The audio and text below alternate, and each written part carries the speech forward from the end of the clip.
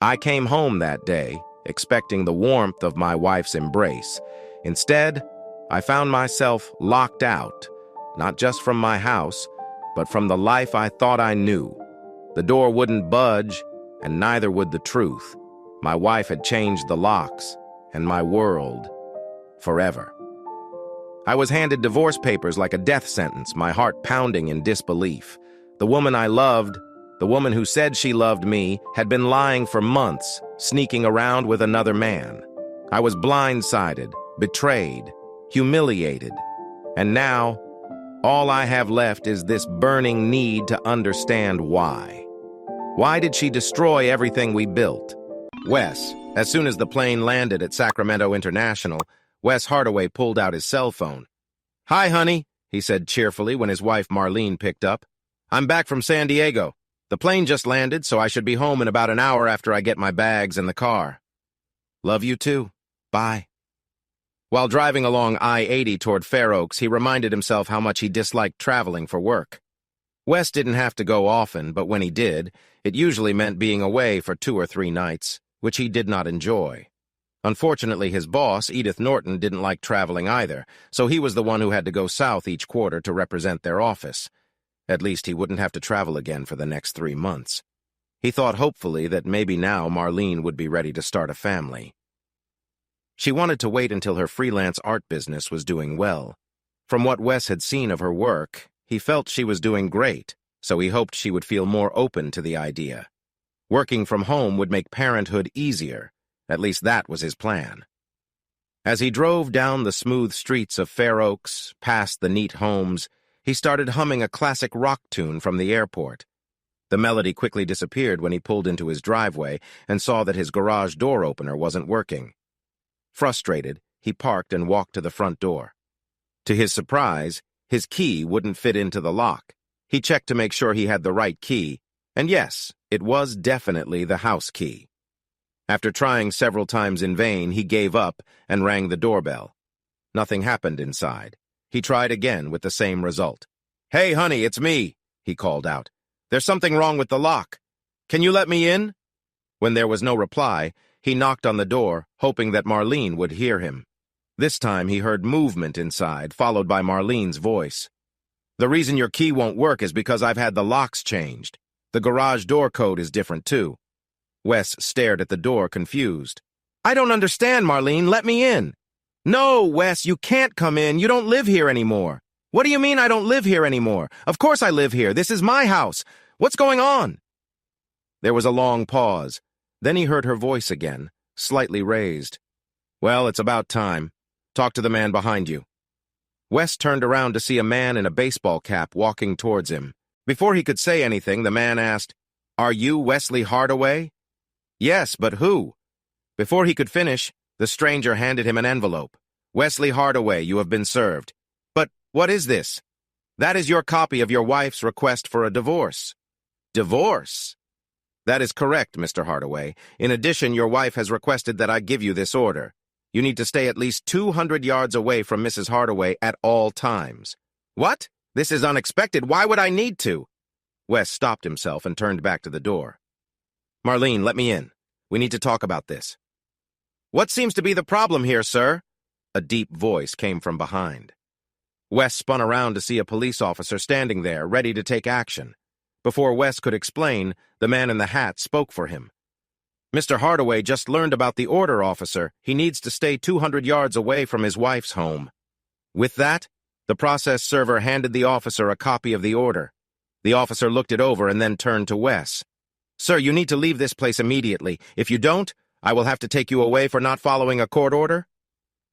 He looked at Wes, waiting for a response. "Do you understand what I said?" Wes had always been taught to respect authority, so he blinked a few times and nodded slowly. "Yes, officer. I guess I understand." He started walking down the path back to his car, feeling dazed, as if he had just received a sudden shock.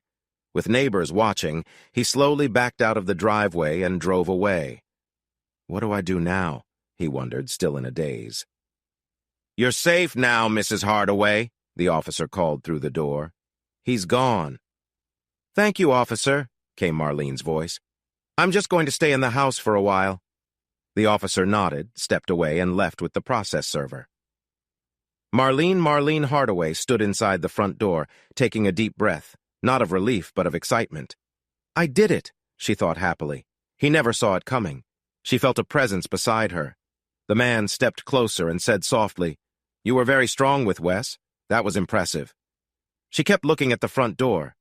Did it make an impression? Yes, it really did, he replied. It made an impression on me too. Why don't you see just how much? As they stood together in that moment, Marlene took a deep breath, feeling the tension in the air. Wes. Wes woke up early the next morning, confused and unsure of where he was. He had only managed a few hours of restless sleep, and finally noticed he was lying in an unfamiliar bed at a low-priced motel. It all felt surreal, almost like a bad dream. He spent the afternoon and evening trying to understand what had gone wrong when he got home. When that didn't work, he began recalling everything from the days and weeks before. It was frustrating. He couldn't think of anything that could explain his wife's reaction. With no answers, he pushed those thoughts aside to focus on the present. On the bright side, he had his shaving kit with him from his trip. Unfortunately, all his clothes were dirty or wrinkled, and he couldn't go home for fresh ones since he was locked out. Then a more troubling thought crossed his mind. Because of the restraining order, he might need to hire a lawyer just to get his clean suit. He glanced at the cheap clock on the nightstand and realized it was too early to call a lawyer. His empty stomach reminded him he hadn't eaten dinner the night before. Food had to come first. He found a fast food restaurant nearby that opened early and quickly ate a filling breakfast while making a list of things he needed to do.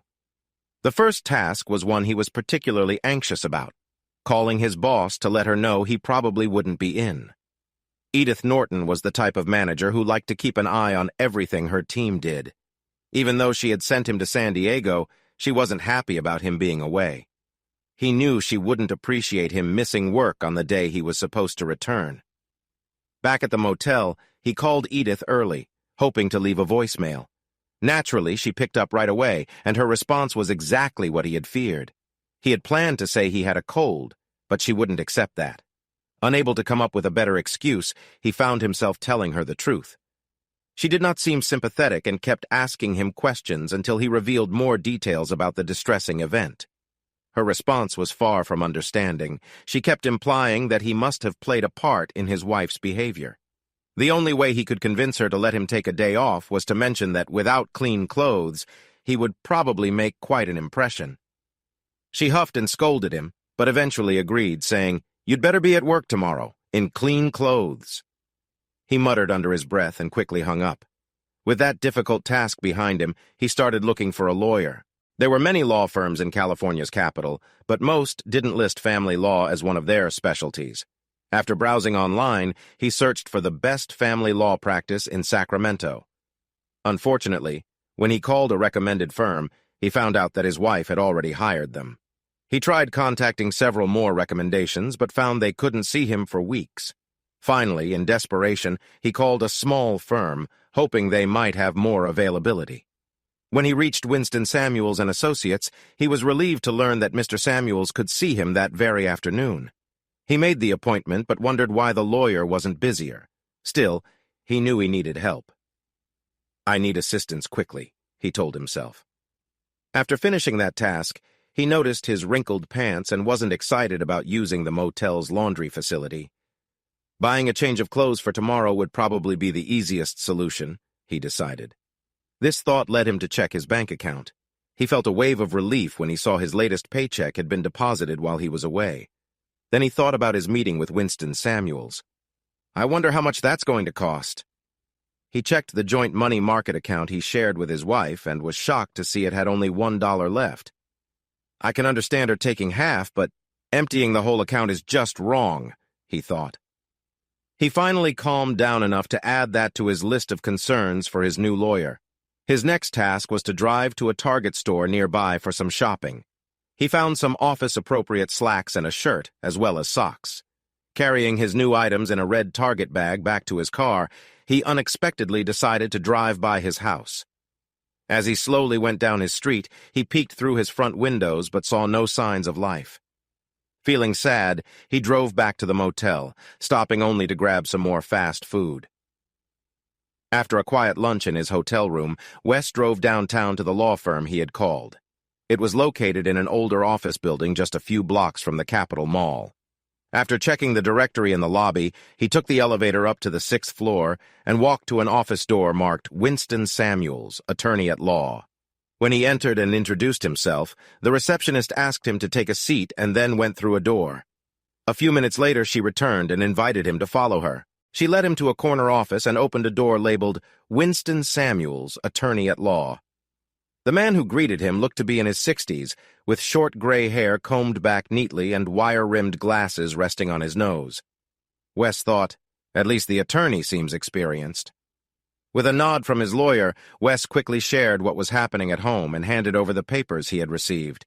The attorney took his time reading them and then looked at Wes. "All right, young man. What can I help you with today?" Wes looked hopeful. "Is there any way to lift this restraining order? I think if I could talk to Marlene, I might understand her better. She has made some quick decisions, and I don't even know what's happening with her." The attorney joined his fingers together and then turned to glance outside. After a moment, he faced Wes again and leaned in. "If you don't mind, I would like to share a few points with you." Wes nodded, and the attorney began to list them. First, in California, if one partner wants a divorce, the other cannot stop it. It's important to understand that your wishes don't matter here. Second, by keeping you out of your house, it's clear your wife doesn't want to talk about her choices with you.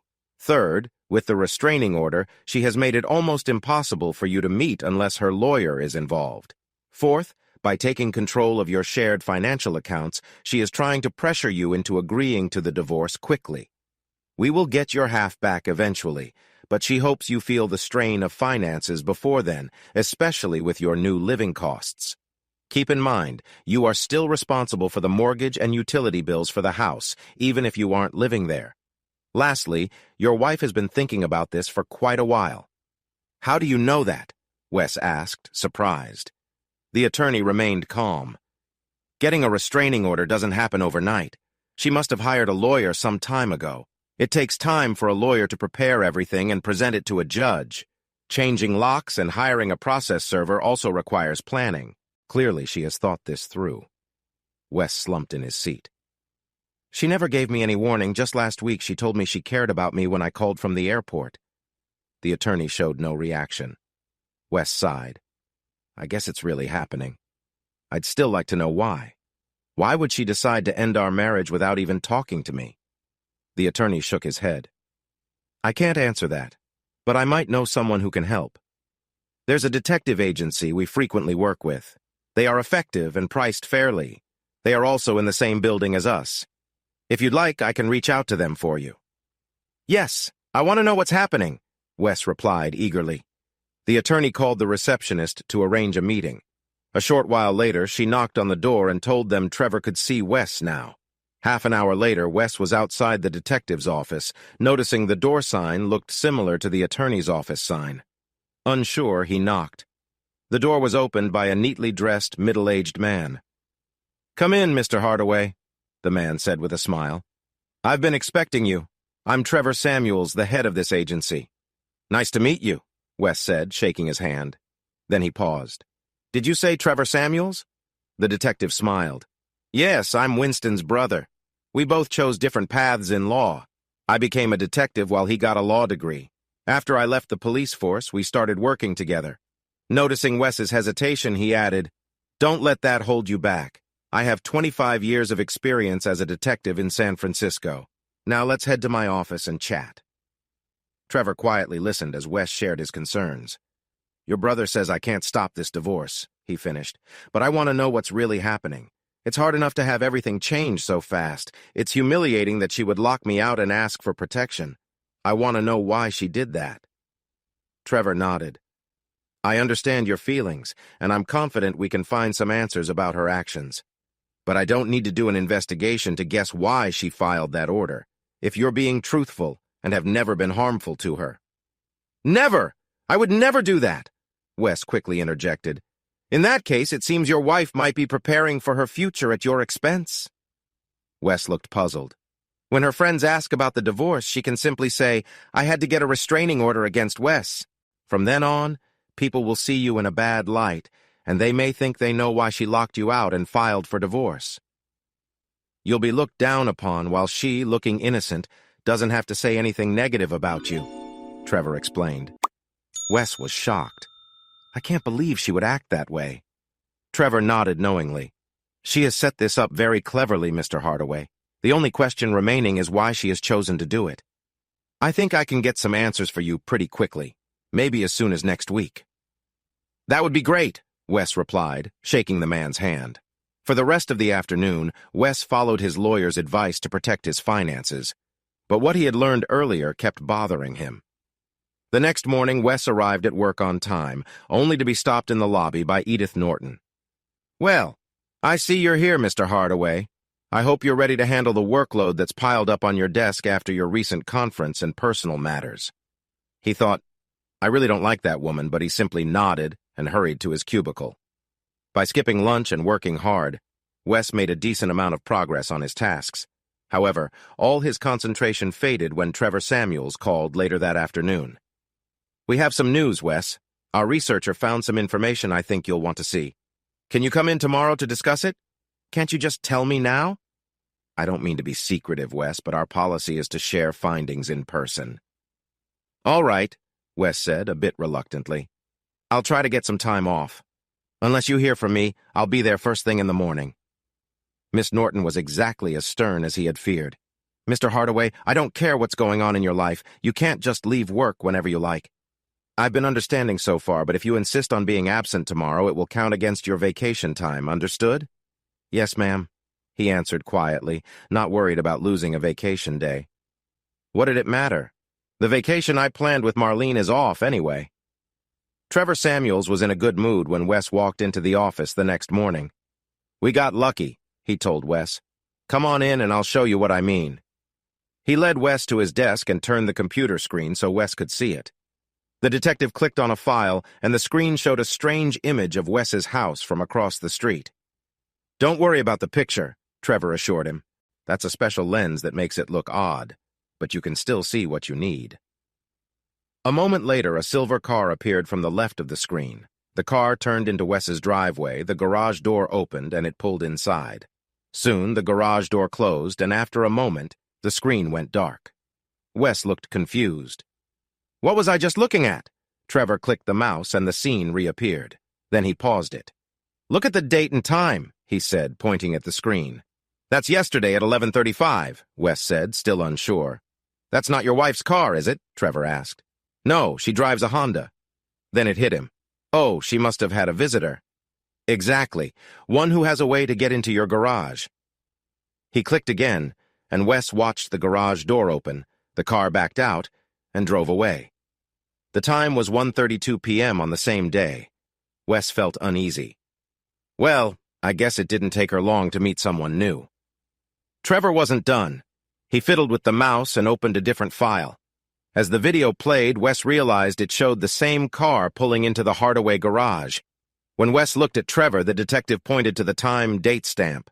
Wes was shocked. That's from 3 weeks ago, he exclaimed. Trevor nodded. Yes, it is. How often? Wes asked, feeling worried. We have recordings for the last 6 months. We haven't reviewed all of them, but it seems your wife has had the same visitor 2 to 3 times a week. Now Wes felt a knot in his stomach. How could I have missed this? He turned to the detective. Where did you find all this? He demanded. Trevor leaned back. Your area has a neighborhood watch. Some neighbors have advanced doorbells that record movement. Anything they see gets saved online. Most of it is just everyday things like deliveries, but sometimes it catches something more concerning. Wes gritted his teeth. It's too bad we never found out who it was. Trevor didn't answer. He clicked the mouse again, showing another file. This time, as the car arrived at Wes's driveway, there was a delay before the door opened. Trevor paused the video. Then he magnified the image. The detective pointed. There's the license plate. I don't know it. I have a contact at the DMV, Trevor said, clicking again. A driver's license appeared on the screen with a photo of a man looking blankly at the camera. Does the name John Mackenzie ring a bell? He asked. Wow! Wes exclaimed. "Marlene does a lot of work for his company." That's probably how they met. He stood up quickly. "I'm going to confront him right now." "Hold on," Trevor said, reaching out to keep Wes seated. "This is why I want to discuss things in person. Let's think this through before you act impulsively." Wes glared at him, but finally sat back down. "That's better," the detective said kindly. "Now listen, Wes. You could be very skilled, or perhaps the other person is tough. Either way, acting quickly might give your wife more reasons to justify her actions against you. Your reputation is already fragile. Don't risk it even more." Wes looked down, feeling defeated. "I don't like trouble. If I confront him, I might make things worse." He sighed. "I can't imagine Marlene would be happy about any conflict." He looked at Samuels again. "But I feel I must act. If I don't, it feels like I'm giving in to them. You said my reputation is at risk. I can't let them win." "Wes, I get where you're coming from, but there are smarter ways to handle this without making things harder for yourself." "Like what?" "I've been talking about your situation with Dash Daniels, my tech expert. She knows a lot about social media and modern communication. She has some ideas that might help." Wes looked unsure. "I don't know about that. Just let her share her thoughts. You have nothing to lose." Trevor led a hesitant Wes down the hallway to a door marked, "The Anti-Social Network." "Don't pay attention to that name," the detective said quickly. "It's just her quirky sense of humor." He glanced at Wes. "I know she's a bit different, but don't let that scare you." With that, he knocked on the door and stepped inside, with Wes following. Wes's first impression was that he had entered a college dorm. In the middle of the room was an old wooden desk with several monitors, one of which was enormous. On one side, a futon was cluttered with books and magazines. The dark gray walls had posters of various people, most of whom Wes didn't know. But the most unusual part of the room was the person inside, a tall, slim young woman dressed casually in high-waisted jeans and a black t-shirt. She had many tattoos on her left arm. Her striking makeup contrasted with her pure white hair, which was styled upward except for one side, where it was cut short. To Wes, she looked like a character from an anime. While he was trying not to stare, she extended her hand for a handshake. "I'm Dash Daniels," she said softly, which was surprising given her look. "You must be the person I'm meeting." Wes started to shake her hand, confused by her words. "The what?" he asked. "If your soon-to-be ex-wife is the one who has strayed, that makes you the one who has been hurt," she explained casually. "Now, Dash," Trevor interrupted. "Be kind." He began to leave, but turned to Wes with a pleading look. "Just listen to her, okay?" Then he walked out. Wes turned back to Dash, who was motioning for him to sit on the futon. "Please, have a seat and tell me what's going on." She then sat cross-legged on the other end of the futon, and Wes noticed she was barefoot. After he sat down, she began speaking. "I don't usually take on cases like this, but I really care about loyalty, so I'm willing to help you.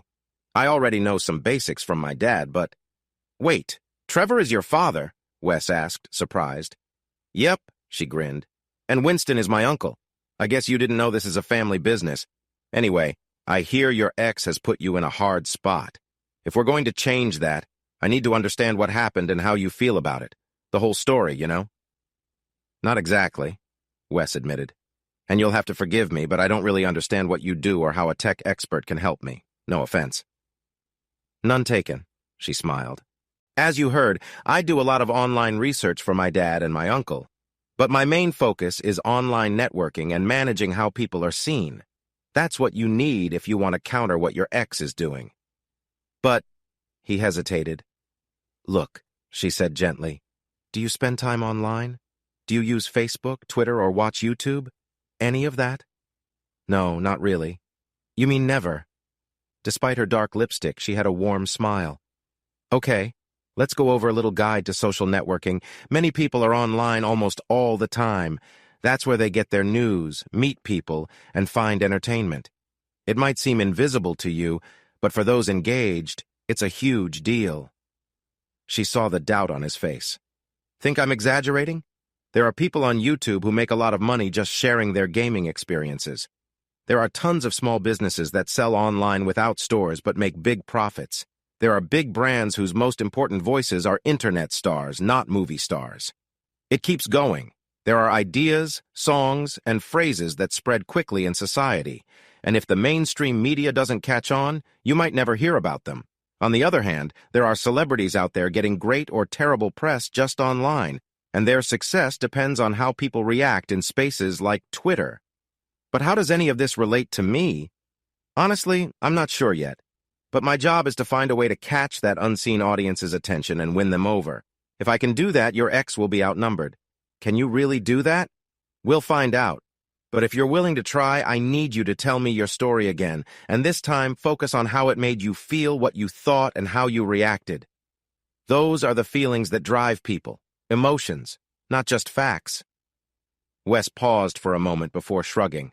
What do I have to lose? For the next hour, he shared his story from a new and sometimes tough viewpoint. Start from when your plane landed, Dash encouraged. Tell me what you felt, what you said when you called her. As he remembered those moments, he felt all the emotions he had gone through, he still felt, come rushing back. It was hard, but also a relief to talk about it all. While he talked, the young woman wrote down a lot of notes and asked thoughtful questions. When he finished his story, she reviewed her notes. Then she looked at him, her face serious. I think I see how we should approach this, she said. But first, I need to ask you something, Wes. How strong are you? He frowned, puzzled. Do you mean how much can I lift? No, she said, still serious. I mean how strong is your character? How do you handle criticism? How much do other people's opinions matter to you? Well, I guess I'm about average in that regard. She studied him closely.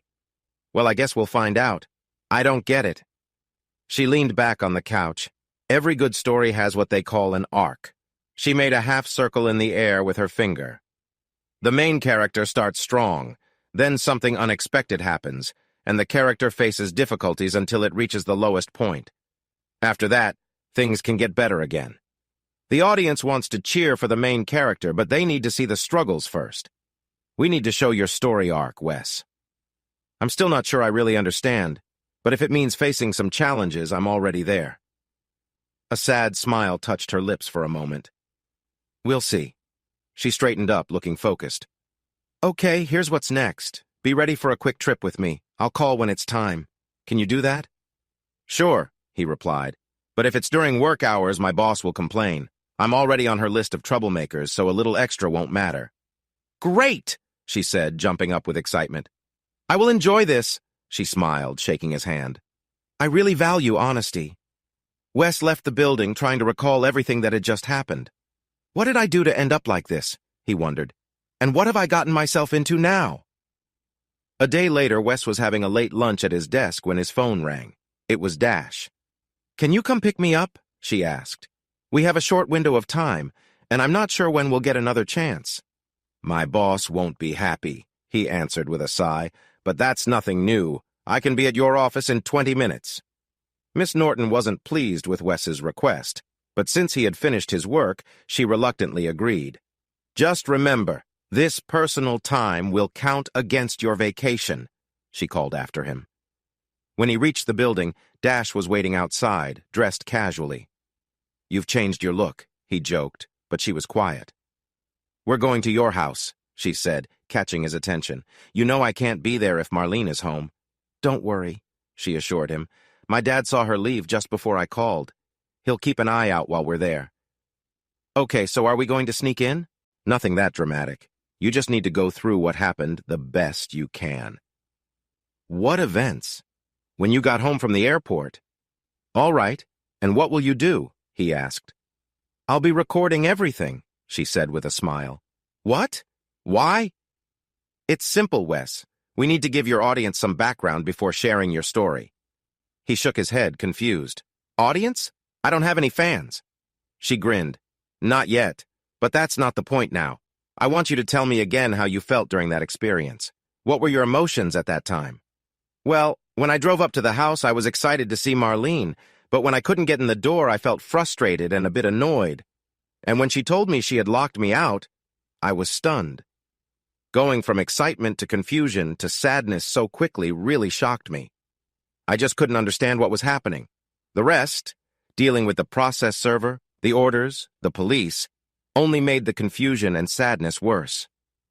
"That's perfect," she said excitedly. "Now, when we get to your house, I want you to walk through what happened step by step. We need to see all the feelings you just described. Do you think you can do that?"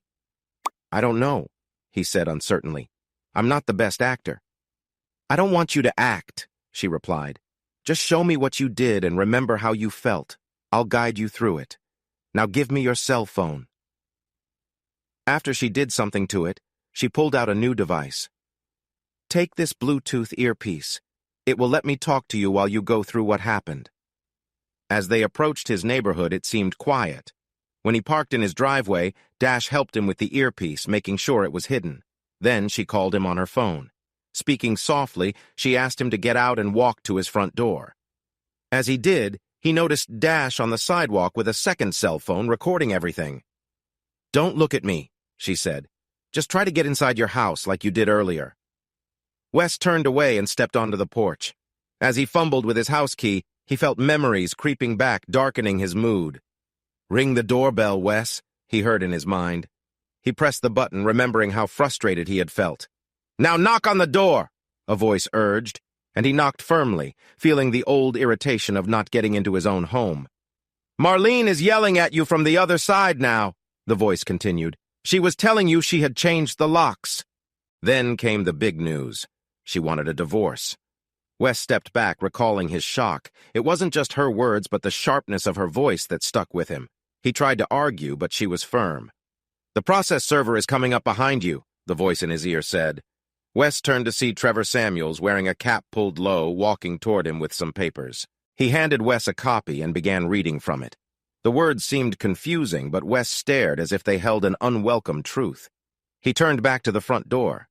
"Knock again," the voice urged, and he tapped on the door. "You should go, Wes." A sense of urgency filled his mind. Without thinking, he let his arms drop, hung his head, sighed, and started walking back down the path. His legs felt heavy as if they were stuck.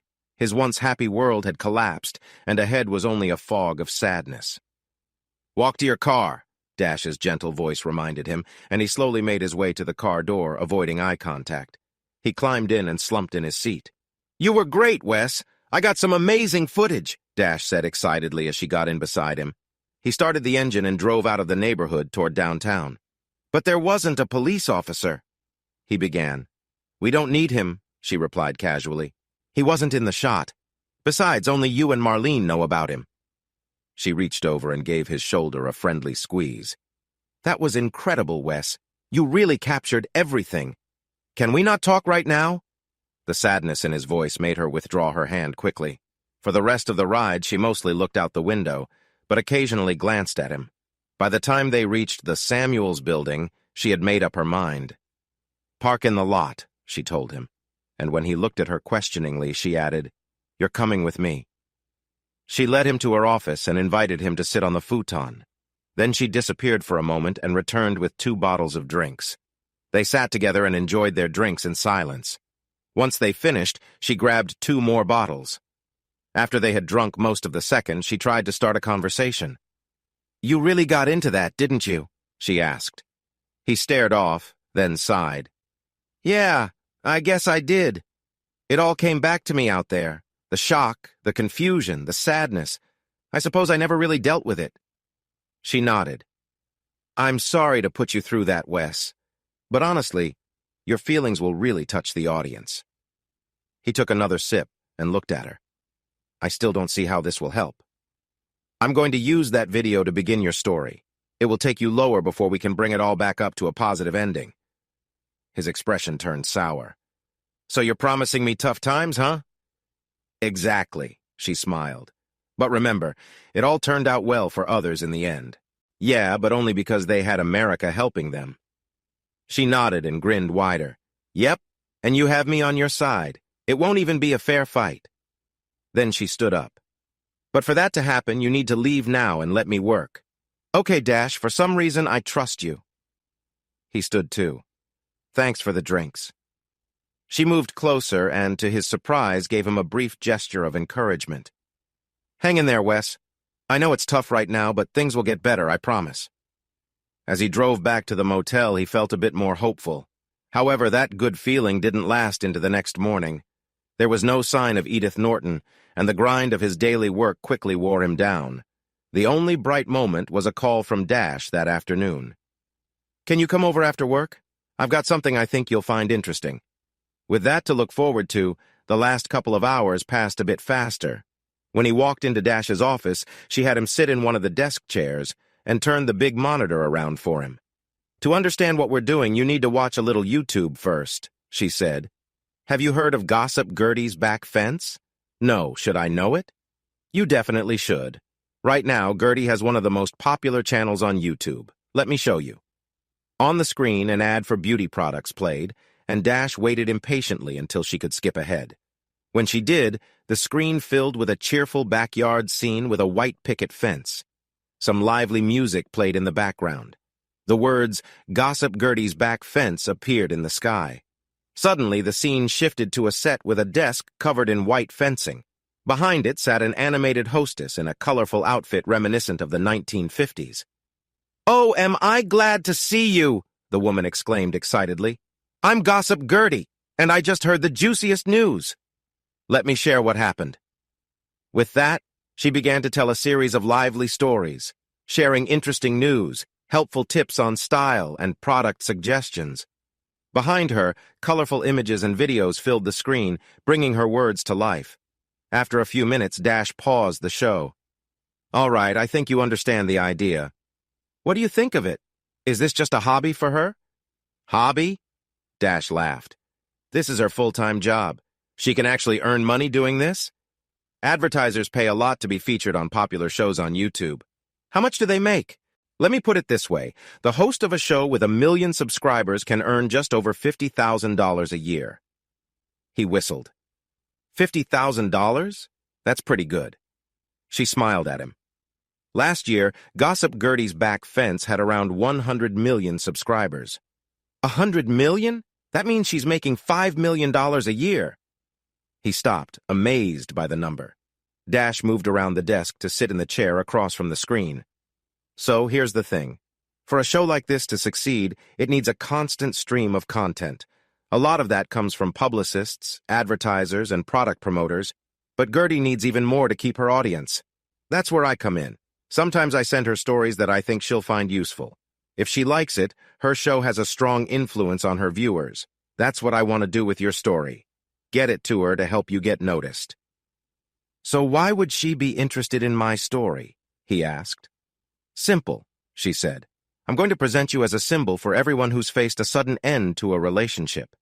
But I'm the one who lost out, not the one who caused it. Not in my version. Here's the video I've put together, along with my script for Gertie. Watch." She clicked on a file, and the screen filled with a black and white video reminiscent of the neighborhood watch clip Dash's father had shown Wes. This time it showed Wes's car entering his driveway. Dash began to read aloud. "How many of you have felt the sadness of a breakup? How many have wished for a chance to change things?" Wes felt uneasy watching it. On the screen, he saw himself knocking on the door, but no one answered. In Sacramento, California, a wife had clearly reached her limit, changing the locks and asking her husband to leave. The scene switched to a view from the sidewalk, shot from a distance. It zoomed in on Wes's frustrated face. "Look at his reaction. He can't believe this is happening. Now watch as he receives his divorce papers," Dash narrated, and Wes's expression changed to one of despair.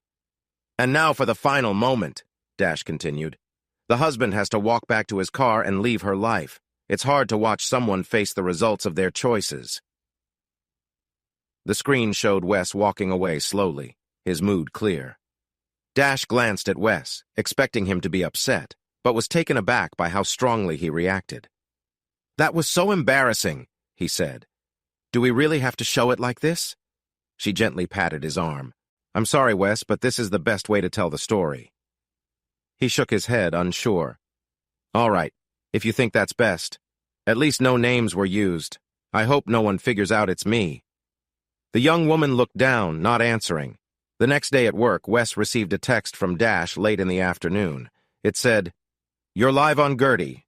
Brace yourself. Things are about to get interesting." As the day went on, Wes focused on his tasks while keeping an eye on the office. Nothing seemed out of the ordinary. Edith Norton gave him a harsh look as he left at 5:30. But that seemed normal. Feeling relieved, he decided to check in with Dash for an update. He found her in her office, she always seemed to be there, and asked what was new. "Gertie loved your story," Dash said with a smile. "She used it just like you saw yesterday, except it was her voice, not mine, and she told me she's already getting a big reaction." She winked. "I guess people find it really relatable to see a man in a tough situation."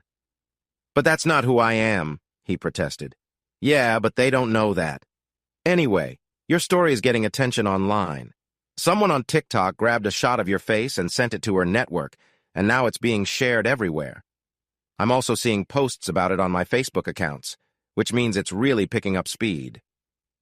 She noticed the worry on his face. "But don't worry too much. Your online name is HH, for humiliated husband." "Just the nickname I wanted," he said sarcastically.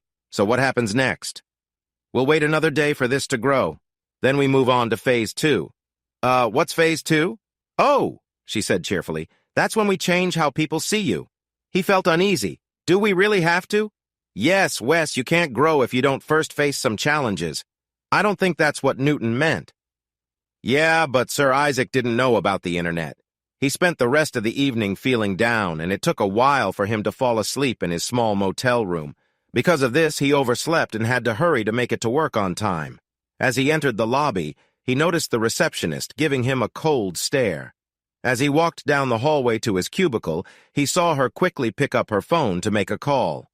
What was going on, he thought as he sat at his desk. The strangeness only increased as the day went on. It felt like too many of his coworkers walked past his cubicle, and he heard quiet whispers and muffled laughter from time to time. Finally, just before lunch, his boss walked into his office. "I don't know what you think you're doing, Wes Hardaway, but it's becoming a distraction in the office." "Edith, I'm just working on the Wilson file. I'm referring to that internet activity you've started. It's not very professional to share your personal matters openly." "Ma'am, I'm not sure what you mean, but I will have this file ready for you by 2 p.m. at the latest." "Fine, but email it to me. Don't bring it in person. With the way you go about things, it might take a while to reach me." She turned and left, leaving Wes worried. If anyone has seen me, that story must be everywhere, he thought. For the rest of the day, he focused hard on his work, trying to blend in. It didn't really help. Once, when he needed to go to the restroom, he saw a group of colleagues chatting in the hallway. A summer intern approached him nervously after being nudged by someone in the group. "Mr. Hardaway, some of the others want to know if your initials are HH." Wes stared at him in surprise as the group burst into laughter, and he hurried to the restroom. When 5 p.m. finally came, Wes quickly left the office, rushing past his co-workers toward his car. He drove straight to the Samuels building and rushed inside to see Dash. "What have you done to me?" he asked when she let him in. "I've been dealing with so many comments today. Everyone knows it's me, even my boss." "I'm not surprised," she replied casually. "Wes, you've become a meme." "A what?" "A meme, a picture on the internet that people use to express an idea or feeling. That clip of you walking away has been shared thousands of times. People see you as a man embarrassed by a woman." He sank into a chair, resting his head in his hands. Dash knelt in front of him. "Wes, I have to warn you. It's going to get worse. Tomorrow, Gertie is going to announce that you were served with a protection order. You know how people will react." When he groaned, she cupped his face in her hands and looked him in the eyes. "I know this will be tough for you, but the lower you feel now, the higher you'll rise later. You just need to be strong. Can you do that?" "Oh, Dash, I'll try. I don't have any other choice, do I?" Marlene. A little before noon the next day, Jack Mackenzie drove his silver BMW into the Hardaway driveway and parked it in the garage. After making sure the garage door was closed, he entered the house looking for his partner. When he found Marlene, she was sitting at her computer, frowning. "Have you seen this?" She pointed at the screen where Gertie Gossip was showing Wes's now famous exit from their house. "How did they get that video?" He looked over her shoulder and chuckled. "Probably one of your neighbors took it while out walking." He started to rub her shoulders. "But who cares? This makes Wes look like a fool, and you look smart to move on from him." "I guess you're right," she nodded. "But I can't help feeling a bit sorry for him. Look at the sadness on his face." I'm focused on something much more interesting than your soon-to-be ex-husband's face. He moved closer, and Marlene smiled.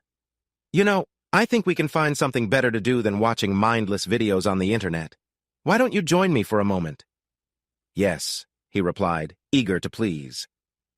The next day started off a bit better for Wes.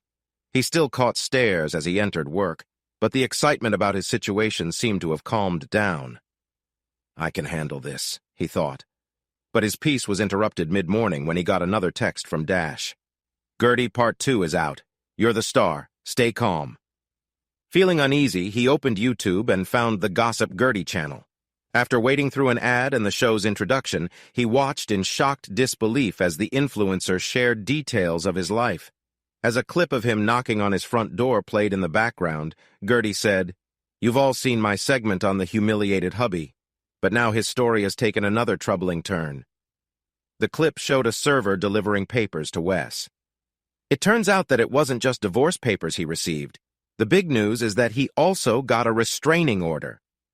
An official-looking document appeared on the screen with the words, "Order of Protection," visible.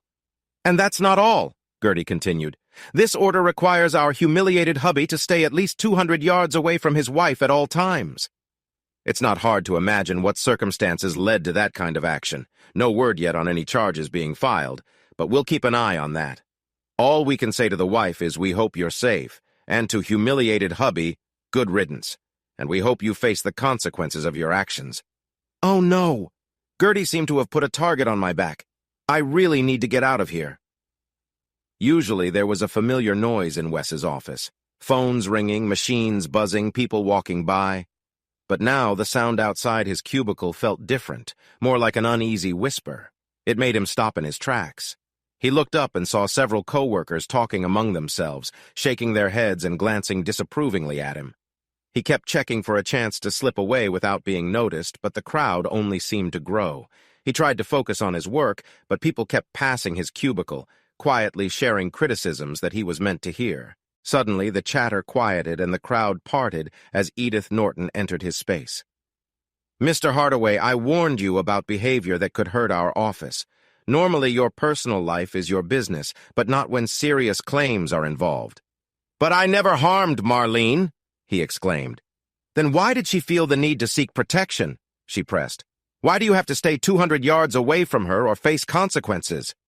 "I really don't know why." "Enough!" she shouted, startling him.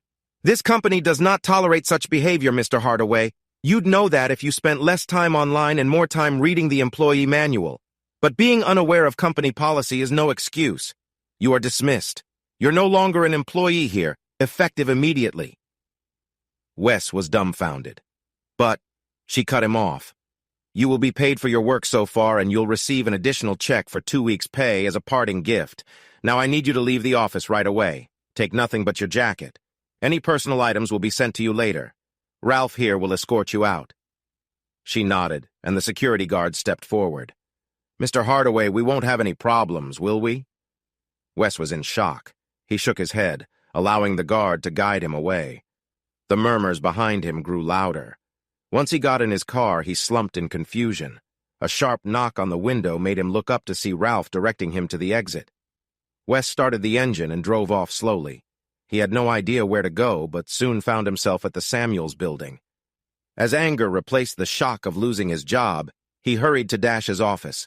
Bursting through the door, he went straight to the surprised woman's desk. "Well, I hope you're happy. Your story has just gotten me fired." "They fired you? Why?" she asked. "Because of their strict policies." She studied him carefully. "That's it?"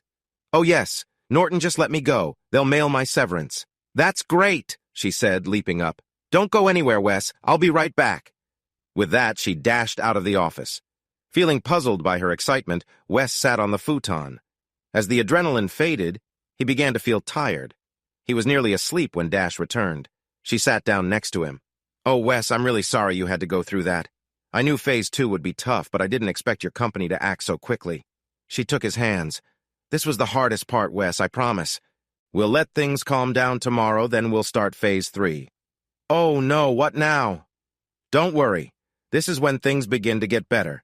You've reached the lowest point. It can only get better from here. Oh, and my Uncle Winston says, whatever you do, don't cash any checks from your old job. Okay?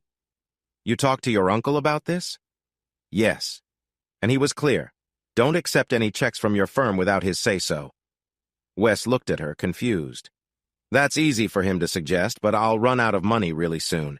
Paying for that motel, eating out, buying clothes, all of it adds up.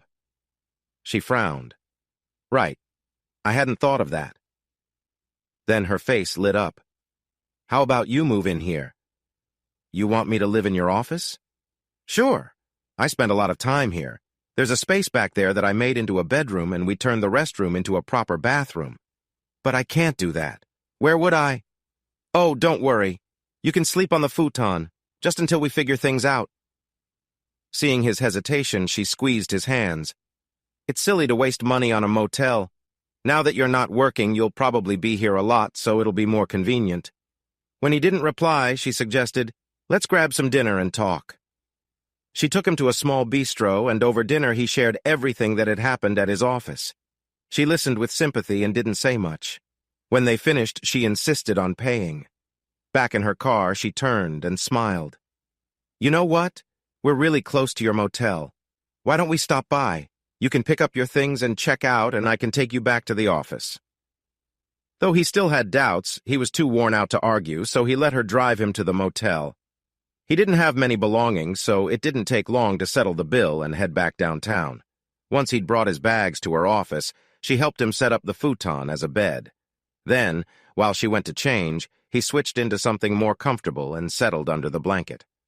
When she returned, he smiled at the sight of her wearing a long T-shirt with video game characters. Do you have everything you need? She asked. He nodded, and she turned to leave. Dash, he called, stopping her. Thanks for doing this. I'm really glad I'm here and not at that motel. She smiled back. Me too, Wes. After she turned off the overhead lights, he lay back in the soft glow from the computer screensaver and small LED lights. As he closed his eyes, a wave of sadness washed over him. What had happened to my life? I've lost my marriage, my house, and my job. My friends have left me, and now I'm trying to sleep in this strange office on an unfamiliar bed. What went wrong? He kept searching for answers to that question until he finally fell asleep. The next morning, he woke up when Dash entered the office with coffee and sweet rolls. He still felt low, but she soon distracted him, getting him to look online for any mention of him and his situation. It didn't take long to find something. When Wes typed in humiliated hubby, he was shocked by the number of tweets, TikToks, Instagram posts, and other mentions. Someone had even made a Wikipedia page about him, and he couldn't decide whether to laugh or cry. When he commented on how much he had found, Dash smiled sheepishly. I have to confess, Wes, I spent most of yesterday sharing your story online so people would see it. When he frowned, she quickly added, but it didn't take much effort. The internet picked it up and ran with it. I even found comments about you on websites in different countries and languages. Great, he said, sounding a bit sarcastic. Now I'm famous worldwide. Even more troubling for Wes was the harshness of some comments from anonymous users. Many urged him to do the world a favor and end it all, and similar things. I might need to hire someone for protection before this is over, he sighed, shaking his head. Dash wouldn't let him feel sorry for himself. The further you fall now, the higher you'll bounce back, she said. I really hope you're right, he replied sadly, because I feel really low right now. Marlene. At her home in Fair Oaks, Marlene was reading some of the same comments in response to Gossip Gertie's latest news. With a puzzled expression, she called her partner. Jack, things with Wes have really spiraled out of control. I want to separate from him, not destroy him. He never hurt me or did any of the things people online are saying. I feel like I should say something. No, he said firmly. You need to let this unfold. All this attention will help your divorce go smoothly, and you might even get a better deal. Plus, when we go public with our relationship, everyone will think you deserve some happiness after your hard time with Wes. This is working out perfectly. Do you really believe that? Definitely. Wes has attracted a lot of attention, and many people are eager to share their thoughts. He'll have a tough time bouncing back from this. Wes. That afternoon, Dash received a phone call and, realizing who it was, put her phone on speaker so Wes could hear. Hey, Gertie, I'm glad to hear from you. How did the latest news on humiliated hubby go? She asked, smiling playfully at Wes. Good reception? Girl, that story took off. It's the best material you've ever sent me. I've gained 50,000 new subscribers in just one day. Do you have more about the story? Perfect timing. I've been putting together some more details. I should have it ready for you by the end of the day. If you like it, you can use it for tomorrow's show. Really? What do you have this time? What if it turns out that humiliated hubby isn't that bad after all? She asked. Are you serious? Yes. With that, Dash shared the new information she'd gathered. When she finished, Gertie was excited. What a twist! My subscribers are going to love it. Let's turn this into 2 parts for even more excitement. Send both to me as soon as you can so I can start promoting it. After the call, Dash turned to Wes happily. Feeling a bit better? It's nice that Gertie liked it, but we'll see how her subscribers react. He gave her a small smile. But I have to admit, I'm feeling a little more hopeful. Dash worked into the evening to put everything together just right. Wes watched social media for new reactions, but mostly stayed out of Dash's way, letting her handle things. Once she was satisfied, she uploaded the information to Gertie. Only when Gertie gave her a thumbs up did Dash relax and turn to Wes. I'm starving. How about we order pizza? I have some drinks in the fridge so we can unwind. Sounds great. After they finished their meal, he stretched and looked at his temporary roommate with curiosity. So how did you and Gertie become such good friends? We became close when we were freshmen at Caltech. Caltech. Yep. To look at Gertie on YouTube, you'd never guess that she once wanted to be an electrical engineer. And you? She asked Wes. Oh, I studied computer science for a while, but I didn't finish. Life got in the way, and I dropped out. He sensed she was not eager to dive deeper, so he switched topics. How did you get the nickname Dash?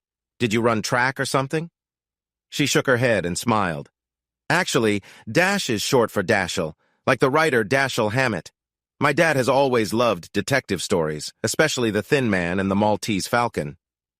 Wes nodded. Got it. And what about Daniels? Where does that come from? Her smile faded. Daniels is my ex-husband's last name, she said, her voice becoming quieter. Oh, wow, I'm sorry. I didn't mean to bring up old memories. It's fine, she replied, staring into the distance.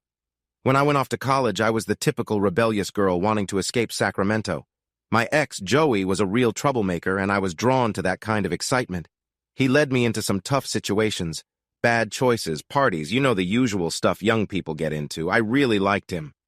As the school year ended, the thought of being apart felt too hard, so we decided to run away together. My dad was upset but wanted me to finish my degree, so he helped us find an apartment in Pasadena and covered our expenses. What I didn't know was that Joey was spending a lot of that money on bad habits. I also didn't realize he was using the rest of it on someone else. Everything changed when Joey came home with someone new and said he was leaving. Wes noticed Dash seemed to be having a hard time processing the memory. It was really tough for me, she continued. Things turned dark.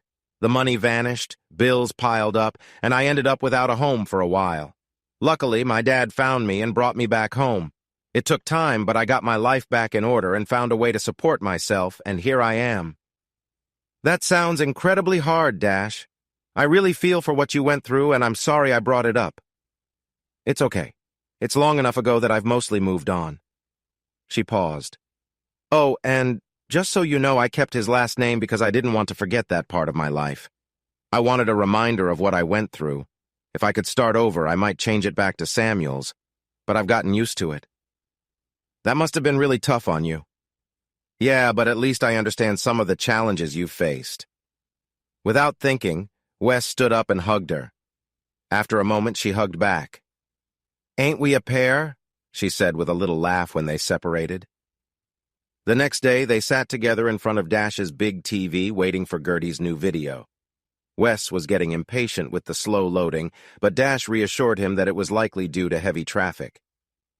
Those little teasers Gertie shared online must have created a lot of buzz. Finally, Gertie appeared on screen and could hardly contain her excitement. Gossip lovers, have I got something for you today? The story of the humiliated hubby just took a surprising turn. The screen displayed a clip from a doorbell camera in front of Wes's home. Here's the familiar home. Casa humiliated hubby. And look, there's a silver BMW pulling into the driveway. She paused for effect. But not before we caught the license plate. Who owns that car, you ask? The screen then showed a public photo of Jack Mackenzie, head of the Mackenzie Agency. Gertie's tone changed. Isn't that intriguing?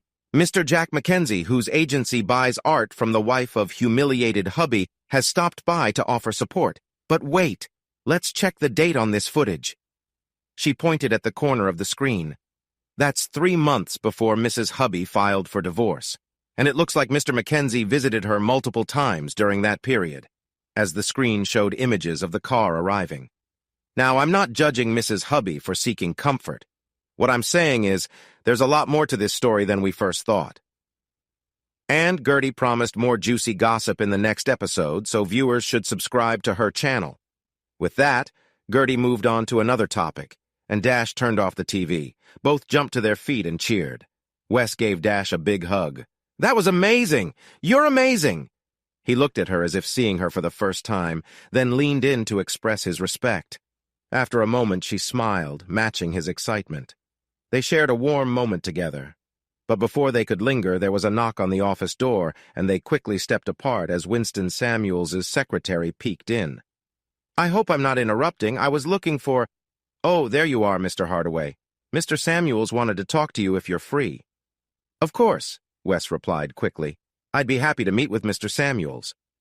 He glanced at Dash one last time before following a friendly woman down the hallway to the lawyer's office.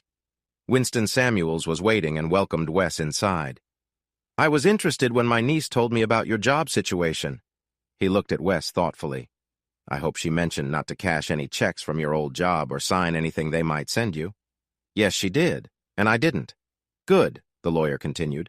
Because if you did, it might mean you accepted a deal and you shouldn't accept anything from them right now. Okay, Wes said, feeling unsure. I understand you were let go for not following company rules, is that right? Yes, my old boss made that clear. Do you have anyone who can confirm that? I could probably give you the names of at least 6 people who were there and heard her. Great. If that's true, I've prepared a lawsuit for you against your former employer for wrongful termination. You didn't do anything wrong. Wes shook his head, and they had no real reason to think otherwise. Plus, how they let you go hurt your reputation. They should be responsible for that. I've also looked at the employee handbook and found that your boss didn't follow the right steps when they let you go. So I believe you have a strong case for a lawsuit. If you're okay with it, I'd like to file for $10 million in damages. Does that sound fair? Wes was surprised. $10 million? Yes, that sounds very fair to me. Do you think we could get that much? The lawyer smiled. I believe we have a good chance, but it would mean going to court and it could take 3 to 5 years. Wes looked worried. But, Samuels added, the company will probably want to avoid the bad publicity a trial could bring. And my assistant tells me your reputation is improving, which they will notice. I think they might want to settle quickly for about half that amount, plus my fees. $5 million would be okay with me, Wes replied quickly. The smile on the older man grew wider. I'm glad you feel that way. If you could sign this, we'll get started. Wes signed the document and stood to leave, but turned back. Mr. Samuels, will this affect my divorce? I really don't want Marlene to benefit from this. I don't think you should worry, the lawyer said. These events happened after the divorce papers were filed. Plus, your wife's actions indirectly led to your dismissal, so she shouldn't benefit from this.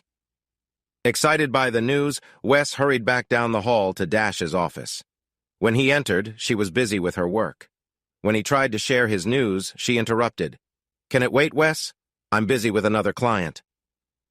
Without waiting for a response, she turned back to her tasks. He felt disappointed that he couldn't share his good news. What hurt more was sensing that Dash was preoccupied.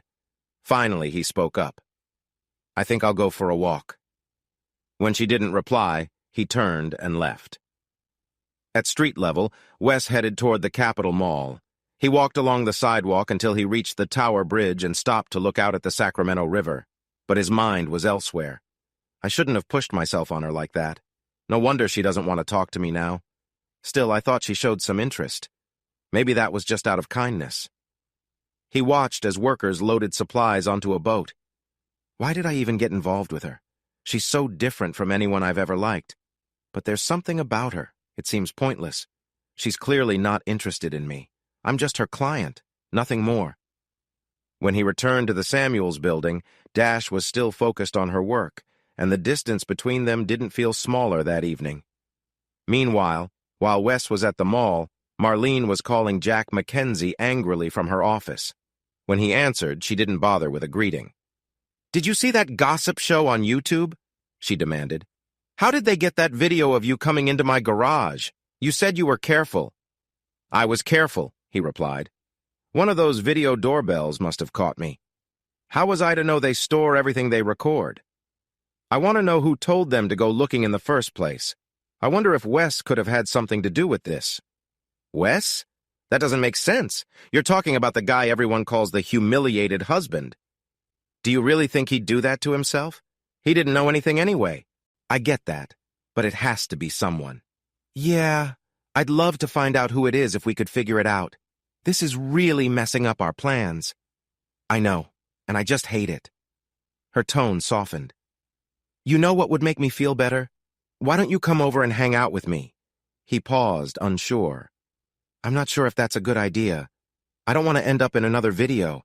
Maybe we should take a break until all this calms down. If you come over after dark, the cameras won't be an issue. Just turn off your headlights before you get to the driveway. And now that Wes is gone, there's no reason not to come at night." "I'll make it fun," she said playfully. "What time?" he asked. When he entered through the garage, Marlene stepped out of her room. Her outfit caught his attention. She wore all black, and as he looked on with a mix of curiosity and caution, she held something in her hand. "You took your time," she said teasingly. "I'm sorry," he responded sincerely. "I got delayed." "You know what you should do now? Head to the bedroom and lie down on the bed," she directed, her voice firm. "Yes," he said, and quickly followed her lead. Marlene enjoyed being in control, especially with someone as accomplished as him. She got to work, relishing the back and forth of their time together. The next day, things seemed to be back to normal between Dash and Wes. In fact, Wes noticed Dash was getting more excited as they got closer to watching the latest episode of Gossip Gertie.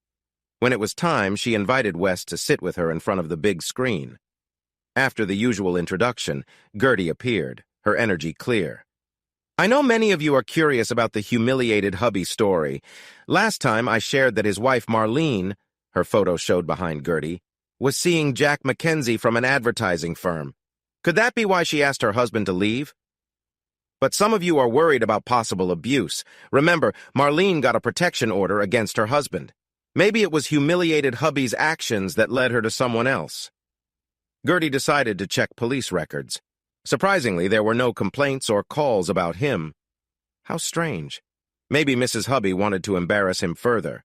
But if that were the case, why did Judge Harold Chalmers issue the protection order? What made him take such steps? Was the judge possibly campaigning for re-election? An ad saying re-elect Judge Chalmers in November appeared behind her. And could it be that 3 weeks before humiliated hubby got the order, the judge received a nice donation from a local advertising agency?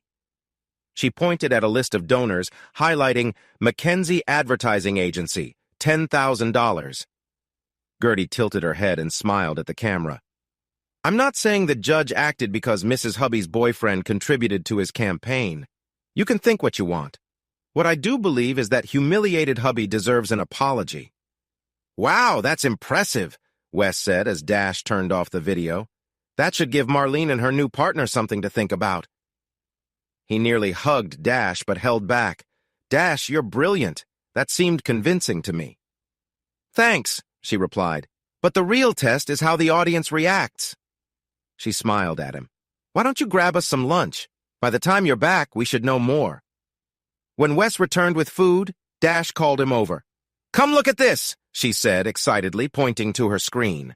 He leaned in and saw a long list of comments full of emojis and GIFs. "What's going on?" he asked. "This," she said proudly, "is the #humiliated hubby Twitter feed. Gertie's latest episode has sparked a tweet storm. This is just one part of the reactions. Gertie's show also gets feedback on YouTube, and there's more chatter on Instagram and elsewhere. Looks like a lot of people have already seen that last segment." Absolutely, and now they're really taking sides. She checked the screen. From what I can see, Team Hubby is ahead by about 70% to 30%. Wes took a moment to digest that. Wait, are you saying 30% of the audience is supporting Marlene? She waved her hand. Don't worry about that. There will always be different opinions. Not everyone agrees. What matters is that to the majority of the tweets, you've gone from being overlooked to being a hero. He gave her an appreciative look. Just like you said it would happen. I never thought it would work, but this story arc of yours is really taking off. He looked at her in admiration. You're quite impressive. Without thinking, he stepped closer, but she moved back. Listen, Wes, about what happened between us the other day. Oh, right. I think we should take a step back. I know we're sort of living together, but I'm not sure I'm ready to move forward. Oh, it's fine, Dash. I understand. I got a bit carried away. She looked at him uncertainly. I mean, I'm not saying... No, really, he cut in. I understand. Before they could talk more, Wes's phone rang. He checked it, and a surprised look came over his face. The call was from his former boss, Edith Norton. Wes, she said pleasantly, I'm glad to talk to you. Could you come by the office? I have some important news for you. I'm not sure, Edith. We didn't leave things on good terms last time. I know, Wes, and I regret that. But new things have come up that I think you'll want to hear. It's worth your time, I assure you. He considered saying no, but remembered the tension between himself and Dash. All right, he replied. I'll be there soon. When he arrived at his old office, the greeting he received was much nicer than before. The receptionist welcomed him warmly and even asked for his autograph. As he signed, Edith Norton came out to meet him. As she walked him to her office, he noticed heads turning to look at them. Let's get straight to the point, Wes, she began once he was seated. We had some rough moments last time we spoke. I wish I could take back some of the things I said. She looked at him to see his reaction, but he kept his face calm. The fact is, your work here has always been great, and we don't want to lose someone like you. We've missed you, so I'd like to offer you your old job back. He didn't respond, so she quickly added, I mean, not just your old job. We want to give you a promotion to director. He still said nothing, and she pressed on, and it won't be at your old pay. You'll get a 10% raise with the new title. He continued to sit silently, making her nervous. Did I say 10%? I meant 15%. That would put you at the top pay level for directors. And about the severance check you got, we want you to keep that as a signing bonus. What do you say? I have the papers ready. Just sign, and your new job is waiting for you. After your 3 weeks of paid vacation, of course. He sat up straight. So, Miss Norton, are you saying I was let go for something I didn't do? Are you admitting that my dismissal didn't follow the rules? That's all in the past, Wes. We don't need to go over what was likely a misunderstanding. Let's focus on the future, your promotion, your pay increase, and, oh, I forgot to mention, you're eligible for the bonus plan. Just sign these papers and... Wes interrupted her. Edith Norton, I want you to know that I'm not interested in the promotion or the pay raise. I'll see you in court. With that, he left her office, leaving her in shock. As he walked down the hall towards the exit, he thought he heard applause from some of the cubicles, but nobody was looking out this time. Later, Winston Samuels called Wes to check on his visit to his former job. Please tell me you didn't make any promises or sign anything, the lawyer said. When Wes explained what he told Edith, the older man actually laughed. Visiting without legal advice wasn't the best idea. Still, I see it as a good sign that your old boss is so eager to get you back. Given her attempt to win you over, I expect we may hear from their lawyers soon. Dash seemed a little more relaxed when he got back, and they decided to order dinner. While enjoying Thai food, Dash asked about his old job, and Wes shared his story about the confrontation with Edith. It felt natural to mention the lawsuit, too, but he didn't want to sound like he was bragging, so he kept quiet about the amount or the speed at which it might be settled. However, Dash seemed pleased for him. After everything, Wes, I hope something good comes your way. You deserve a chance to be happy. Their conversation slowed, and when he glanced over, he saw her looking at him. What's on your mind, Dash? She hesitated before asking, You asked about my past. Can I ask about yours? Of course, ask away. How did you and Marlene end up together? He sighed. I met her at a local event. She introduced herself, and we talked the whole night. I called her the next day, and when we met again, everything just clicked. It was incredible how much we had in common. Really? And when did you start thinking about a more serious future together? He paused to think. I think she might have hinted at it first, but I was the one ready to settle down. I couldn't believe someone as amazing as her would want to be with me, and I didn't want to let her go. So you didn't know her very well at first? Well, I thought I did. We talked about our pasts, and she mentioned she had separated from her ex when we started dating. He seemed difficult, so I thought she had made the right choice to move on. How long did you two date before you got engaged? I asked. He looked down, a bit embarrassed. Well, we got married 6 months after we met. He glanced at her with hope in his eyes. She told me she didn't care about what society expected of marriage. She thought it was just a way to take advantage of people in love. She wanted a simple ceremony, and that was fine with me. So once her divorce was final, we went to a little office to make it official. It felt really exciting and romantic then. She sat quietly thinking about what he had shared. Finally, he asked, So why were you curious about her? I just wanted to know how you two got together, she replied, standing up and yawning. I'm really tired. I think I'll head to bed. See you in the morning, Wes. He watched her go into her room and wondered, what was that all about? The next morning, Wes's phone rang early. Mr. Hardaway, a woman said, this is Winston Samuels' office calling. Mr. Samuels would like to meet with you this morning. Sure, I can do that, Wes answered, sitting up. Can we meet in about an hour? Great, I'll be there. He got up and knocked gently on Dash's door. She opened it, fully dressed.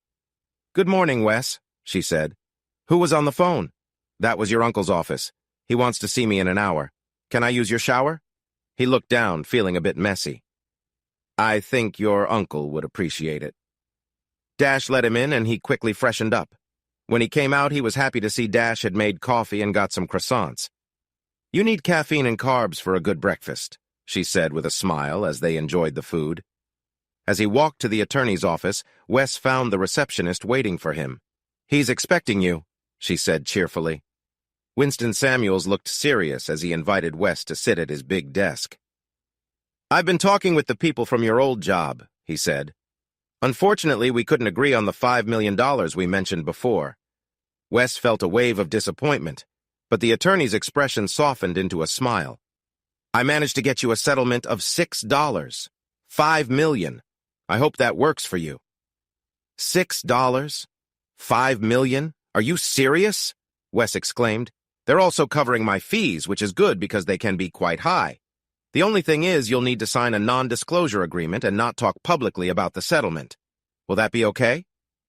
Wes smiled. For $6, $5 million, I'll gladly keep quiet. Winston raised his hand to slow him down.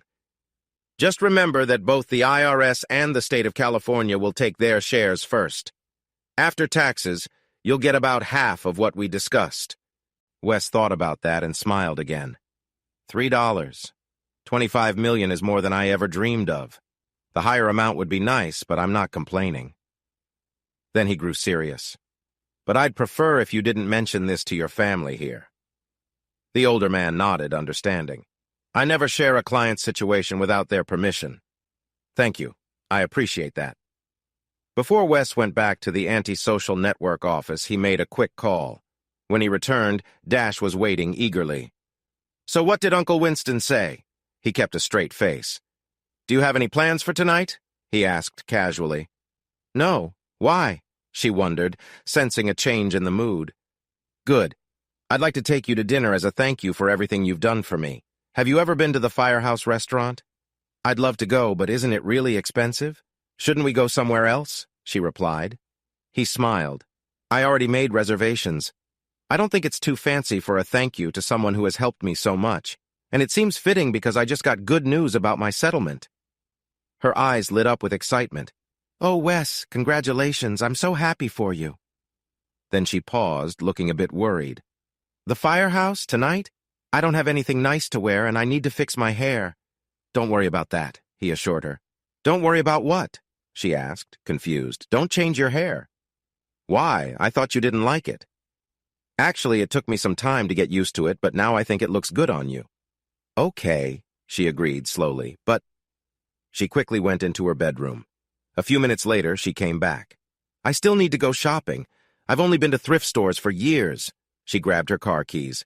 You stay here, she told him. If anyone needs anything, help them as best as you can and let them know I'll be back soon. With that, she quickly left the room, and he had to close the door behind her because she was already hurrying down the hallway. It was getting dark when she returned with several bags in her hands. After Wes let her in, she immediately went to her bedroom. He checked the time and decided it was time to get ready too. He found the only suit he had saved from his old home and put it on, along with a nice shirt and a pair of dress shoes. Behind him, he heard her say, "Well, what do you think?" He turned around to see her standing in the doorway, wearing a black ankle-length dress. The dress was simple but elegant, highlighting her figure. Wes was also surprised by her makeup. She had chosen softer colors, which made her look even more beautiful. He stared at her in surprise. "Dash, is that really you?" he asked. Her smile faded a bit. "You don't like it?" "No, it's not that," he quickly responded, moving closer to her. "You look amazing, like a model. I've just never seen you dressed so elegantly before." She relaxed and gave a small smile. "I was worried it might be too much, but it looked so nice in the store." He stepped back to admire her again. The black dress contrasted beautifully with her hair, and the silver heels completed the look. "You look so tall," he marveled, "and the dress really suits you." He glanced at his own outfit. "Now I'm wondering if I'm dressed well enough to go with you." She laughed, took his arm, and gave him a friendly gesture. "I'd tell you if you weren't. Now how about you call us a lift?" Later, as they were finishing their dinner on the restaurant's terrace, Dash took a sip of her wine, her expression turning serious. "Wes, do you remember the other day when I pulled away from you?" He had been chatting happily, but his smile disappeared at her question. "I remember, but that was my fault." She shook her head, interrupting him. "It wasn't about you, Wes. It was me." She looked down at the table. "Remember when I told you about my marriage and how difficult it was for me?" He nodded. "That really hurt me." She looked up at him with a vulnerable expression. "I haven't been in a relationship with anyone since my ex left me. Actually, I haven't even been out on a date since then." He looked uncomfortable. "I'm sorry, Dash. I didn't mean to make you feel pressured. No, you didn't pressure me. I just reacted on instinct." She gave him a small smile. "When I first met you, I thought you were just another man whose wife had left him. But as I got to know you, I realized there was more to you. It's not just that we both had bad experiences with our exes. You're wise, funny, and romantic. But most of all, you're true to your wife and true to yourself. That's really important to me." She blushed and looked down. "I guess what I'm trying to say is that if you wanted to get closer, I wouldn't be afraid this time." He looked at her thoughtfully, then reached across the table to take her hand. Before he could say anything, the waiter came by to check on them. Wes looked up at him calmly. "I think we'll skip dessert." Dash blushed again. While Wes and Marlene were dining outside, Marlene was trying to reach Jack Mackenzie. When he finally answered her call, she confronted him. "What's this about bribing Judge Chalmers to get my protection order? You told me the judge was a friend of yours." "Don't be naive, Marlene. In politics, friend often means donor. When I asked him for the restraining order, he made it clear he needed a big favor to help me. But none of that matters now anyway," he replied. "What do you mean?" "After everything that happened, the agency's directors had a meeting today and fired me." "How could they do that? It's your agency." "Well, the agency's rules allowed them to do it, and they did. And to make things worse, the California Franchise Tax Board is sending an auditor to check our records. I'm in serious trouble." "Oh, Jack, I'm so sorry. Your sympathy isn't worth much to me right now, so how about you forget my number while I figure this mess out?" With that, he hung up.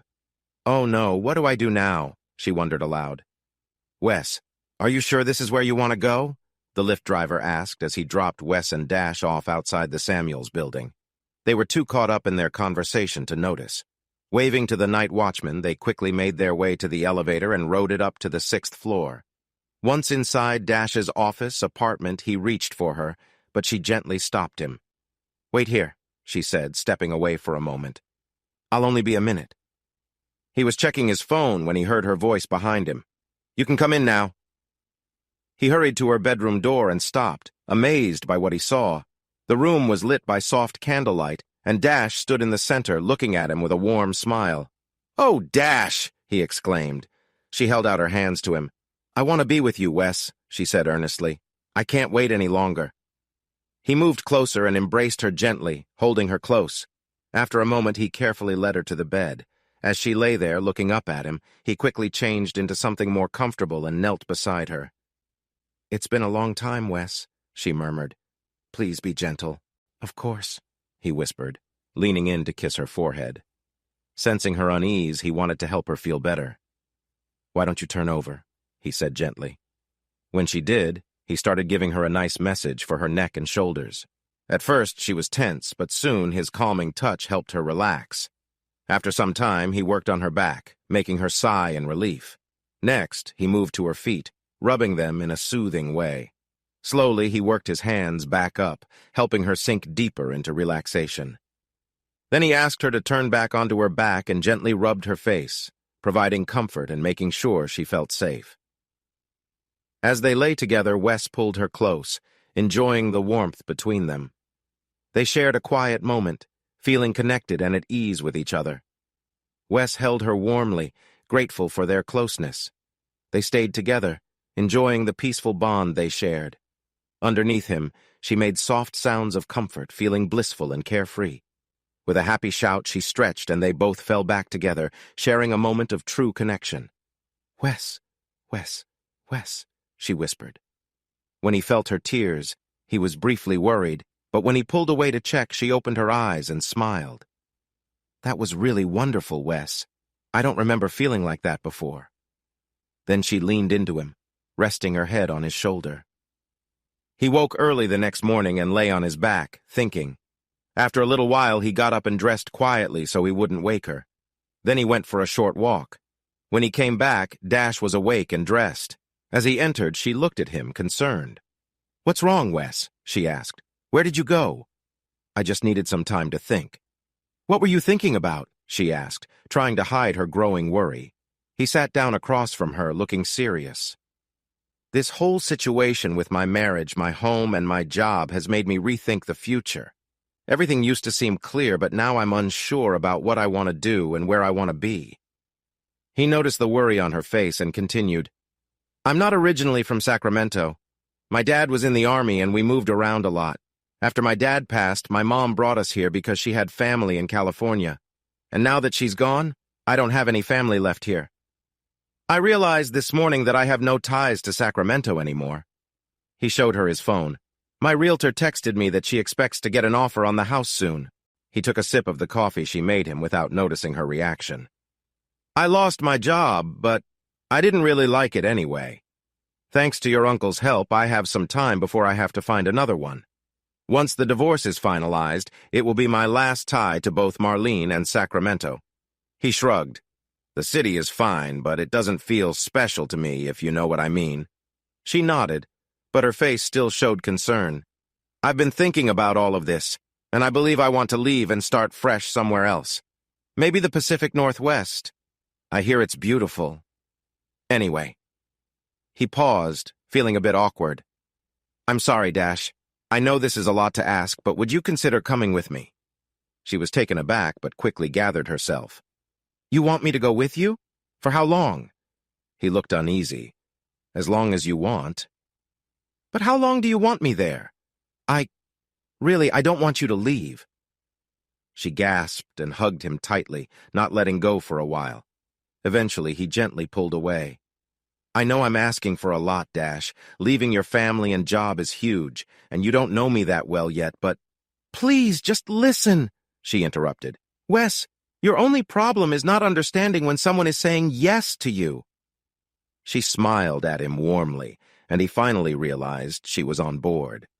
In the days that followed, they went about their lives as if in their own bubble, hardly noticing the world around them. The change in their relationship didn't go unnoticed by others around them, often bringing smiles and amusement. Even his two friends noticed and would roll their eyes at the sight of them together. However, reality eventually interrupted their little world. Wes needed to meet with Winston Samuels a few times about the divorce. Marlene had become more reasonable lately, and the issues that could have delayed things were quickly sorted out. Wes felt relieved that their split could be handled smoothly. The major detail left was selling their house, so he asked Winston to handle the closing for him.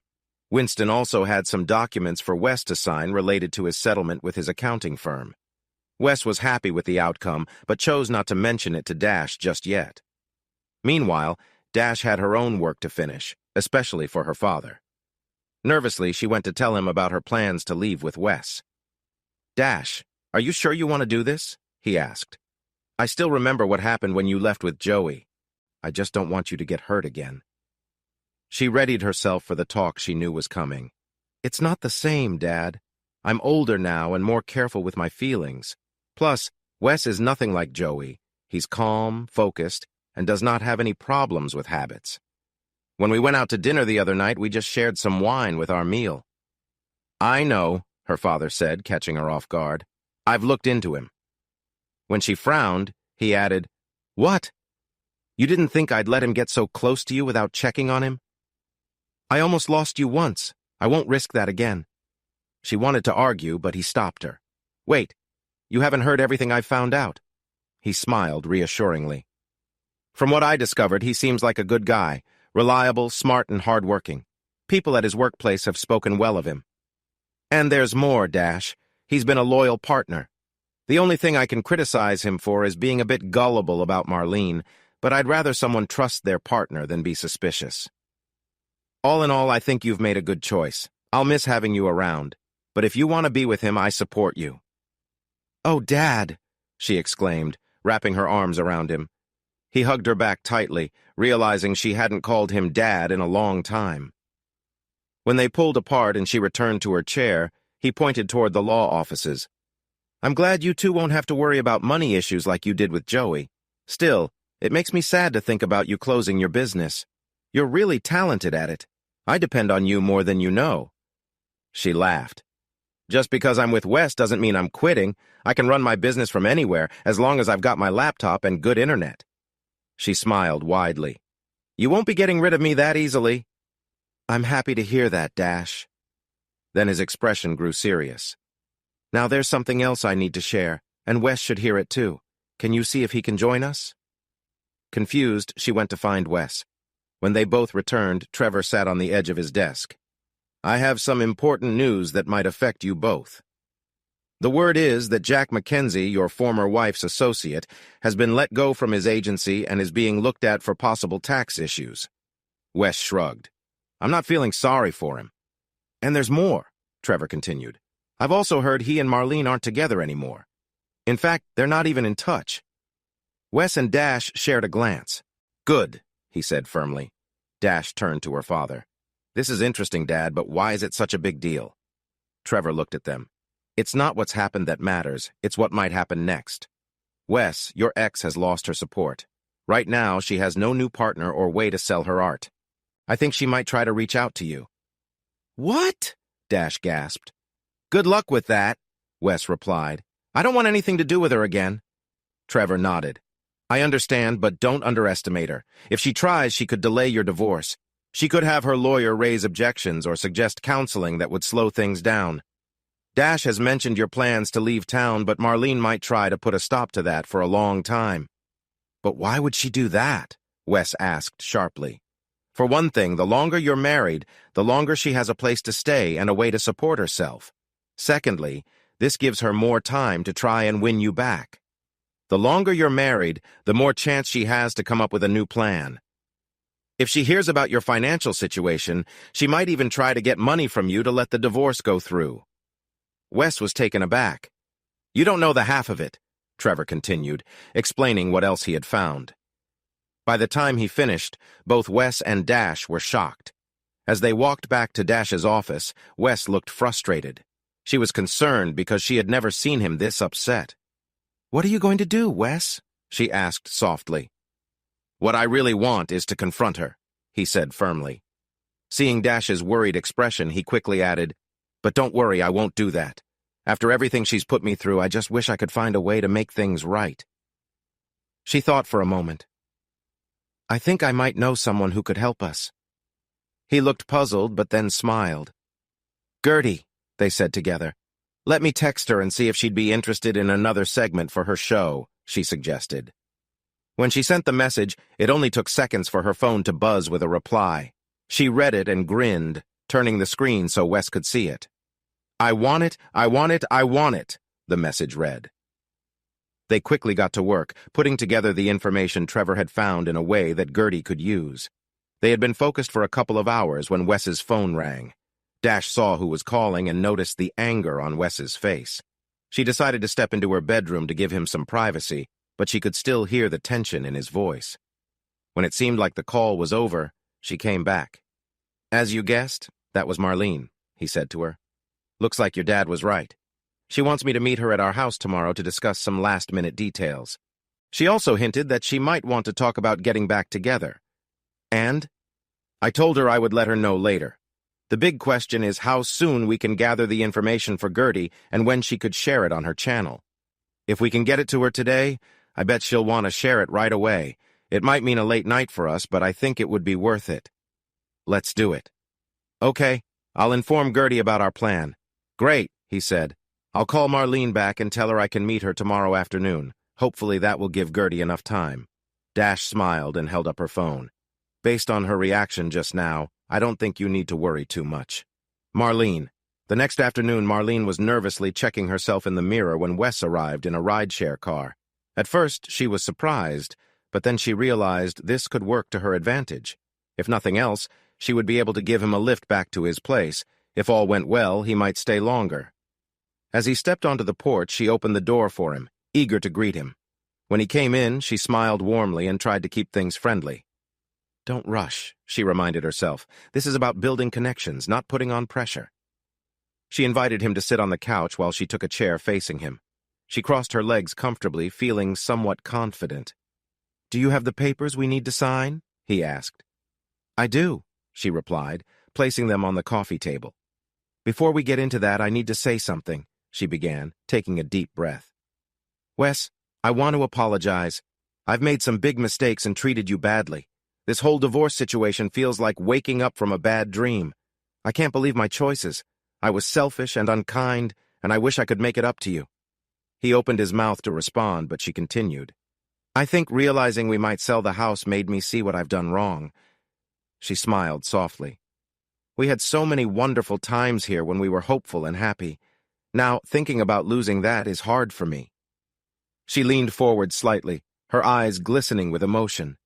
"Wes, do you think there's a chance we could find that happiness again? We don't have to sell the house. If you were willing to try, I'd do everything I could to make you happy." He looked at her with disbelief. "Let me understand this, Marlene. You want me to forgive you for all the hurt and forget about the restraining order and locking me out of my own home? I know I hurt you and damaged our relationship. I can't explain why I acted that way, but I've realized what a good thing we had and how sweet life could be together. Please, let's not throw away the good memories." He stared at her, clearly shocked. "Are you serious?"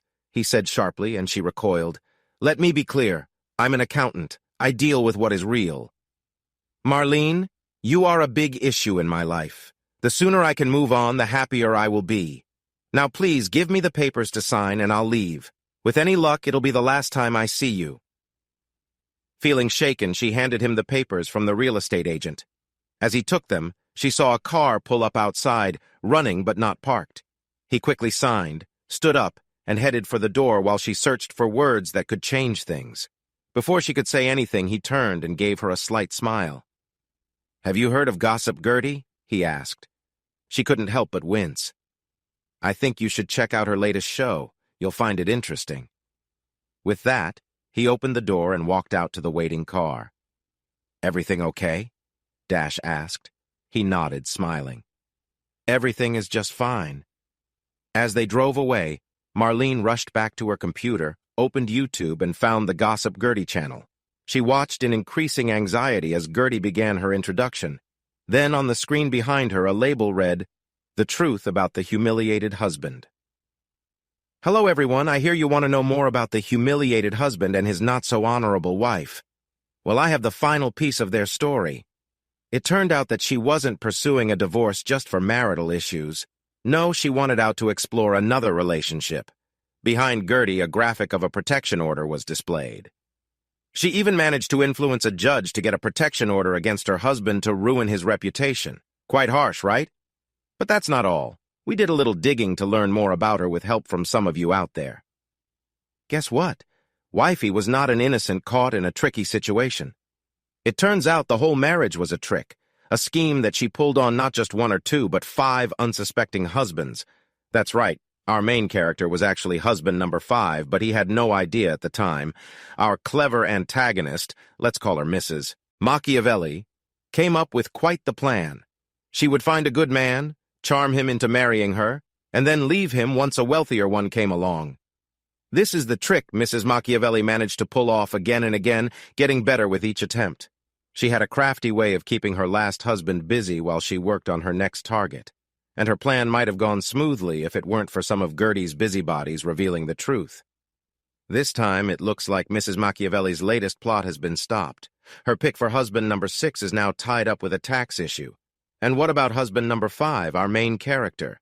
Well, one of Gertie's favorite gossipers told her that he's moving on with someone special. From what I hear, he's not feeling ashamed anymore. Before we wrap up this tale, I have one last interesting piece of news. It seems there are some unhappy former husbands in California who would like to speak with Mrs. Machiavelli. It turns out that the first times she ended her marriages, she didn't finish the legal steps. She just, allegedly, took off with the poor guy's money and left town. So let me finish with a word of caution to the men of Sacramento. Watch out for Mrs. Machiavelli. She's probably already on the lookout for her next unsuspecting husband. If you find yourself drawn to her charm, don't say I didn't warn you. And now let me tell you about a certain Hollywood star. No! Marlene shouted, slamming her laptop shut and interrupting Gertie's voice. Before she could gather her thoughts, her phone rang. Seeing it was a friend calling, she answered. "Hello, Marlene," said the voice on the other end. "Or should I say, hello, Mrs. Machiavelli?" Frustrated, Marlene threw her phone across the room and exclaimed, "Oh no, I have to leave this town." Wes and Dash had driven a short distance on I-5 when Wes glanced over at Dash. "I was thinking, instead of taking the interstate, how about we switch to the 101 and drive up the coast? What do you think?" A nice drive along the beach with lovely little inns in seaside towns. It sounds beautiful. Let's do it. He reached over and squeezed her hand. "It'll take longer to get to Seattle, but we're not in a rush." "Well, as long as we get there before our money runs out, we'll need jobs once we arrive." He raised an eyebrow. "I don't think we need to worry about that, babe." Then it hit him. "Oh, I forgot to tell you about the settlement I received." "You mentioned it was nice." He felt a little shy. "Well, pretty nice. $6, $5 million. Her eyes grew wide in surprise. "What? But after taxes, it's really about half that." She was still taking in the news. "That's incredible, Wes. Why didn't you say something sooner?" "I didn't want you to think I was trying to impress you with it." She rolled her eyes, encouraging him to go on. "Besides, it's not typical money people talk about. I mean, it's not even as much as Gertie makes in a year." She looked at him sincerely. "Wes Hardaway, I don't care about the money. And as for your job, let me handle that." "My job is to use social media for my clients' needs." Her eyes sparkled with excitement. With a playful smile, she added, "Your job is to take care of me. Think you can manage that?" He returned her smile happily. "I can do that, Dash Daniels." If you enjoyed watching this video and want to stay updated with our latest content, don't forget to hit that subscribe button and turn on notifications. You won't want to miss out on what's coming next. Thanks for watching, and see you in the next video with Queen Cheating Tales.